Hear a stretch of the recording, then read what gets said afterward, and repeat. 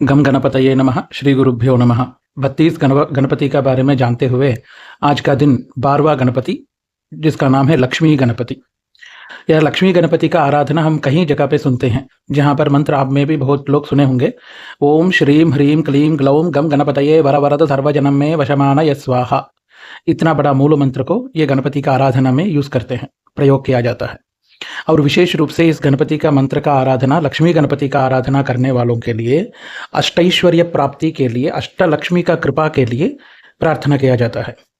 ये लक्ष्मी गणपति का आराधना जो है वो पुनर्वसु नक्षत्र वाले जो लोग हैं, वे लोग इस नक्षत्र का, इस गणपति का, लक्ष्मी गणपति का आराधना करना सबसे श्रेष्ठ है। सबसे ज़्यादा शीघ्र फल प्राप्ति भी होती है।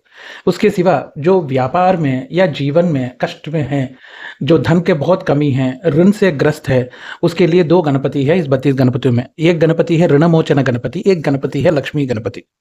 इसमें आज का दिन हम लक्ष्मी गणपति के बारे में जानते हैं। ये पुनर्वसु नक्षत्र वाले स्वतः 14 साल कम से कम इनका जीवन में कष्ट रहेगा ही रहेगा, किसी न किसी भी रूप से।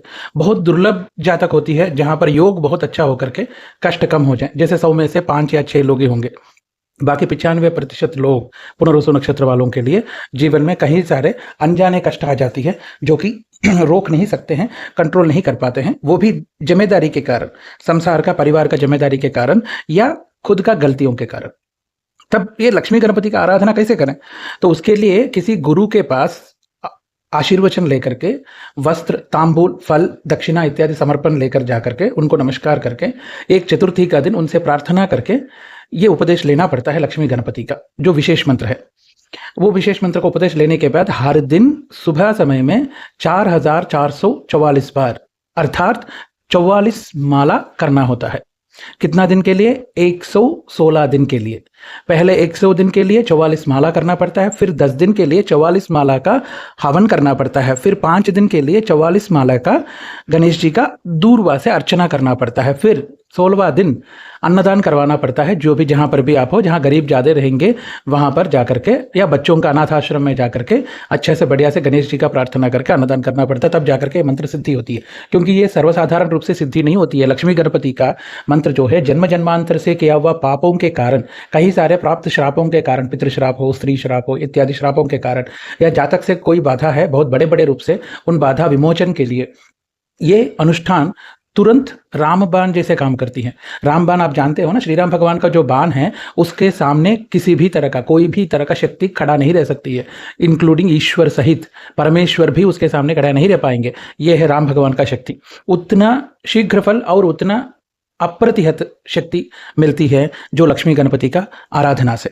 तो लक्ष्मी गणपति का आराधना करने वाले यदि वो खुद नहीं कर सकते हैं, तब क्या करना चाहिए? तब 3 भाग है। एक है, हर महीने संकष्टहर चतुर्थी आती है, पौर्णिमी के बाद आने वाला गणेश चतुर्थी, पौर्णिमी के बाद आने वाला चतुर्थी को संकटहर गणेश चतुर्थी कहा जाता है। साल में 12 बार आती है। ये हर महीने उस चतुर्थी का दिन लक्ष्मी गणपति का हवन करना चाहिए अष्टद्रव्य से। अष्टद्रव्य माने क्या क्या होता है? हर जगह पे अपना अपना स्वाभाविक शास्त्र में अपना अपना नियम होती है, किंतु गणपति, लक्ष्मी गणपति का शास्त्र में कहा हुआ है, खील है जो दिवाली का दिन प्रयोग किया जाता है पूजा में, वो वाला खील, और उसके बाद पोहा, फिर उसके बाद गुड़, चौथा नारियल या नारियल का, सूखा नारियल का पौड़ी, और 5वां केला, 6वां अनारदाना, 7वां सफ़ेद तिल, 8वां शहद। इसके सिवा गन्ना, गाय का घी, ऐसे कुछ चीज़ें और भी जोड़ा जाता है। वो सब चीज़ें अपना कामना के अनुसार है। अष्टद्रव्य में ये है, इसके सिवा और भी जोड़ते हैं। ये अष्टद्रव्य से हर महीने का पौर्णिमी के बाद आने वाला जो चतुर्थी, संकष्टहर चतुर्थी कहा जाता है, उस दिन इस गणपति का उपवास रख करके हवन करना चाहिए। सुबह सुबह ब्राह्मी मुहूर्त, मतलब सूर्योदय से पूर्व हवन संपूर्ण हो जाना चाहिए। ऐसे यदि 12 महीने तक करवाएं तो अपने आप ही जीवन का मार्ग बदल जाती है। जब बदल गई है, सामने दिख रही है शक्ति, यश, कीर्ति, धन इत्यादि प्राप्ति हो रही है, तब गणेश जी का जो दीक्षा है, 4,44,444 बार का जो अनुष्ठान है, वो ब्राह्मणों को बिठा करके करवाना होता है, क्योंकि खुद नहीं कर पाते इसलिए। तो ये सब चीजें अनुष्ठान का मूल होती है। पुनर्वसु नक्षत्र वाले खुद इस गणपति का नित्य हर दिन 444 बार, मतलब 4 माला करें या 444 बार नित्य सुबह जप करें, तो भी 1 साल के अंदर उनका जीवन का परिवर्तन दिख जाती है। ये बात ध्यान रखते हुए लक्ष्मी गणेश जी का जो प्रार्थना है, ध्यान श्लोक है, उसका बारे में भी पहले समझते हैं। किंतु उससे पहले ये गणेश जी का जो लक्ष्मी गणपति का मंदिर जो है तमिलनाडु में पालनी कह करके एक गांव है, उस गांव में कार्तिकेय जी का भी मंदिर है, वहीं पर ये लक्ष्मी गणपति जी का भी मंदिर है। लक्ष्मी गणपति माने लक्ष्मी देवी बैठा हुआ गणपति नहीं कहा जाता। विष्णु का पत्नी गणेश जी के पास बैठी है, ये स्वाभाविक रूप से ऐसे बोलना भी नहीं चाहिए, बस विचार भी नहीं है। लक्ष्मी माने शक्ति, एक तरह का अष्टलक्ष्मी का एक शक्ति जो है वो सिद्धि बुद्धि का रूप में ही इस गणेश के पास बैठे रहती है। किंतु जो सिद्धि बुद्धि है वे देवी जो है वो लक्ष्मी का रूप में बैठी है, इसलिए लक्ष्मी गणपति कहा जाता है।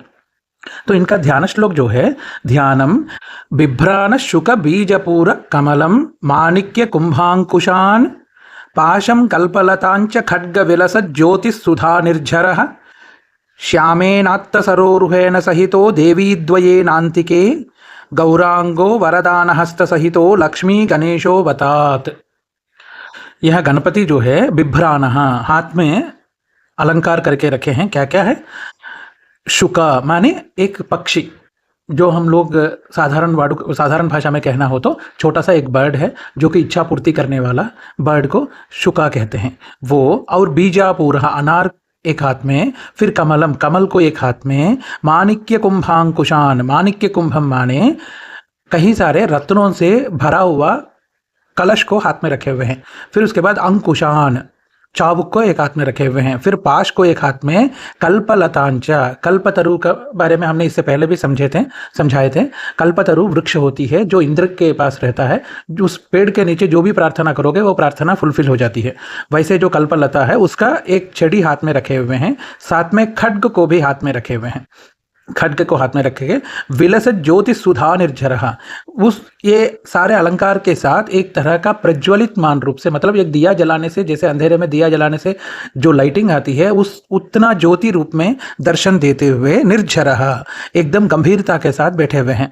श्यामे नात्त सरोरुहेन सहितो, शरीर में अपने साथ साथ सरोरुहेन मतलब कमल को पकड़े हुए दो देवियों को, देवी द्वयेनान्तिके, दो देवियों को अपना ऊरू में मतलब गोद में दोनों तरफ दो दो देवियों को बिठा करके रखे हैं।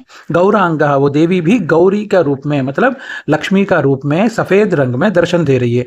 वरदान हस्त सहित है, वो दोनों देवी अपना हाथ से अनुग्रह करते हुए मुद्रा में दिख रही है। वो दोनों देवियों के साथ बीच में चंद्रमा के रूप में एकदम ज्वलित होते हुए 8 हाथों के साथ जो बैठे हैं लक्ष्मी गणेश जी, उस लक्ष्मी गणेश अवतात, उस लक्ष्मी गणपति को मैं प्रार्थना कर रहा हूँ।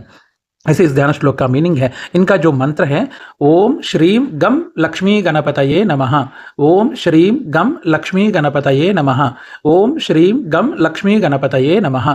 इसके सिवा और एक मंत्र जो पहले मैंने बताया था वो बड़ा मंत्र है, उसको उपदेश का बिना कहना नहीं चाहिए, करना नहीं चाहिए।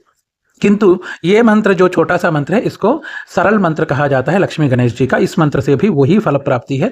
करने में ध्यान रहना चाहिए, पद्मासन में बैठना चाहिए या सुखासन में बैठ करके सुबह सुबह सूर्योदय के समय पे एक ही समय होना चाहिए हर दिन, तभी दीक्षा कहा जाता है उसको। ऐसे करने से इस गणेश जी का प्रार्थना कृपा जो है वो परिपूर्ण होकर के अपना हर इच्छाओं को पूर्ति करने का क्षमता रखते हैं। जय गुरुदेव दत्ता। इस गणपति के कृपा से आप सभी को अष्टैश्वर्य का प्राप्ति रहे और सब कुछ अच्छा रहे। अगले गणपति जो है वो महागणपति का नाम से पुकारा जाता है, 13वां गणपति है जो कल उस गणपति के बारे में जानेंगे। श्री गुरुदेव दत्ता।